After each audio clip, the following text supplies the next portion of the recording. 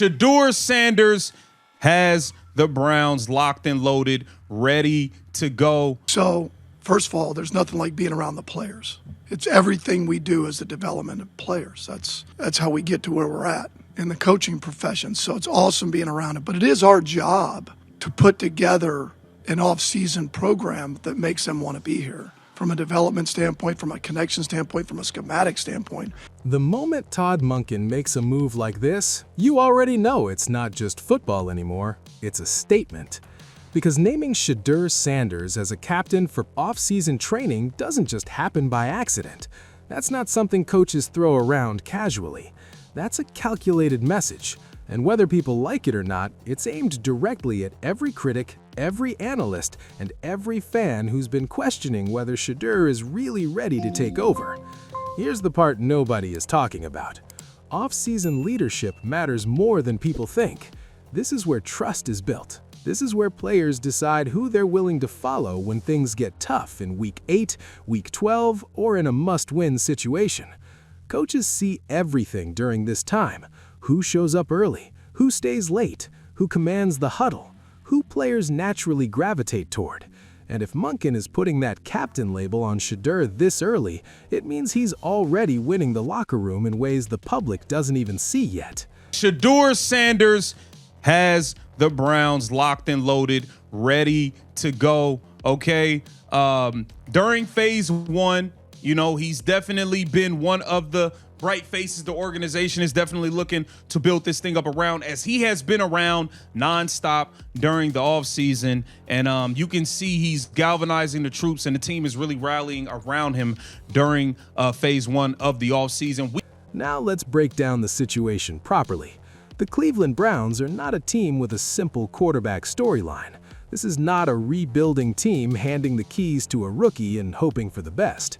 This is a team with expectations, pressure, and a complicated QB room. You've got Deshaun Watson, still part of the equation. You've got other names fighting for relevance. And then you've got Shedeur, the most polarizing figure in that room right now. Every throw he makes gets dissected. Every mistake becomes a headline. Every success gets downplayed or questioned. And yet, he's the one being elevated into a leadership role. This is where it gets dangerous, because now the narrative shifts completely. Before this, people could debate whether Shedeur was ready, whether he deserved a shot, whether he was overhyped. But now you're dealing with perception inside the building. Being named a captain, even in off-season workouts, signals belief. It tells teammates this guy matters. And once that seed is planted, it starts growing fast. Because locker rooms don't wait for media opinions. They follow what they see every day. That would be greatly appreciated. Todd Monken spoke about the three quarterbacks here. He said Shedeur Sanders, Deshaun Watson, and Dylan Gabriel. I thought all three guys were bright-eyed and ready to learn. You couldn't ask for a better start. He said much more. But here's what makes this even more interesting. This move comes at a time when Shedeur's name has been dragged through the mud constantly. Analysts questioning his readiness, media flipping narratives every few days. One minute he's QB1, the next minute he's not even close. People focusing on everything except what he actually brings to the field. And instead of backing off, instead of playing it safe, Monken just doubled down on him in the most visible way possible. Here's the part nobody wants to admit. Leadership isn't about numbers, it's about presence. It's about how players respond when you speak, how they react when you walk into the huddle, how they carry themselves around you. And even his critics can't deny that Shedeur has that presence, that swagger, that confidence that makes teammates believe something is possible. You hear players talk about it factor all the time, and it sounds like a cliche until you see it in action. And if Monken is rewarding that with a captain role, it means it's translating in real ways behind the scenes. I think there are a lot of people out there. By the way, if I'm a Shedeur Sanders fan right now, I'm a Shedeur fan right now. I am too. If he was a first-round pick, he would have gone in the first round. Or the second. He didn't. This is where young players usually make a mistake. They think if they just perform well, everything else will fall into place. But at quarterback, that's not enough. You have to lead. You have to command respect. You have to be the guy others look to when things aren't going right. And what Shedeur is doing right now is building that foundation early. He's not waiting to be handed the job. He's positioning himself as someone who already acts like he has it. Now let's talk about what this means for Deshaun Watson, because that's where things get real. You don't name a young quarterback captain without affecting the dynamic in the room. Even if it's unofficial, even if it's just off-season, it shifts how players see things. It introduces competition in a way that's impossible to ignore.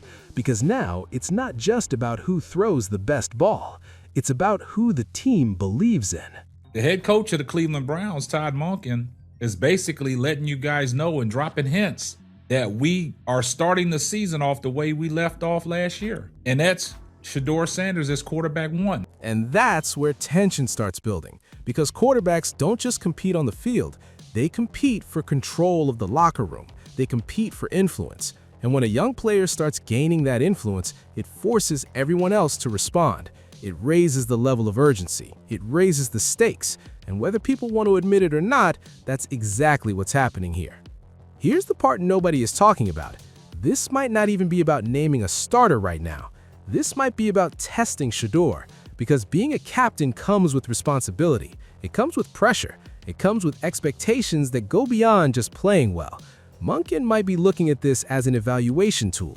Can you handle this? Can you lead grown men? Can you carry yourself like a QB1 before we officially call you one?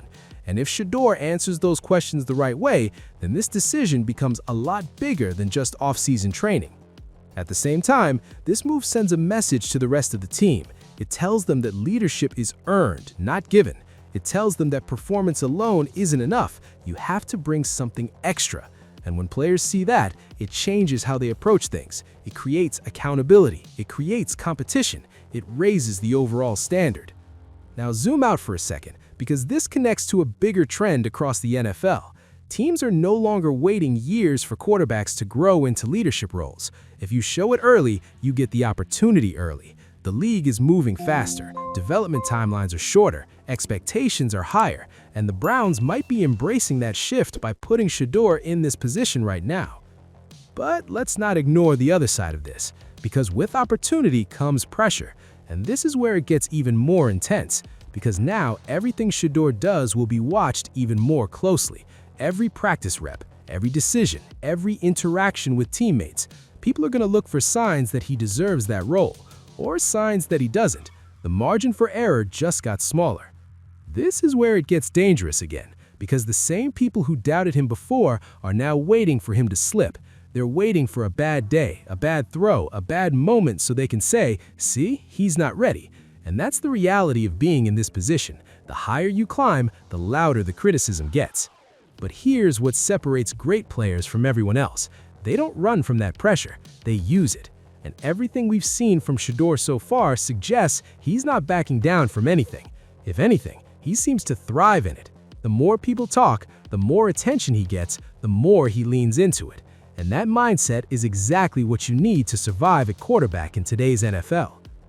And now we get to the bigger picture, because this isn't just about one decision, one offseason, or one training camp. This is about the direction of the franchise. The Browns are trying to figure out who they are. They're trying to find stability at the most important position in sports. And if Shedeur is even part of that conversation in a leadership role this early, it tells you how much belief is building internally. Here's the part nobody is talking about.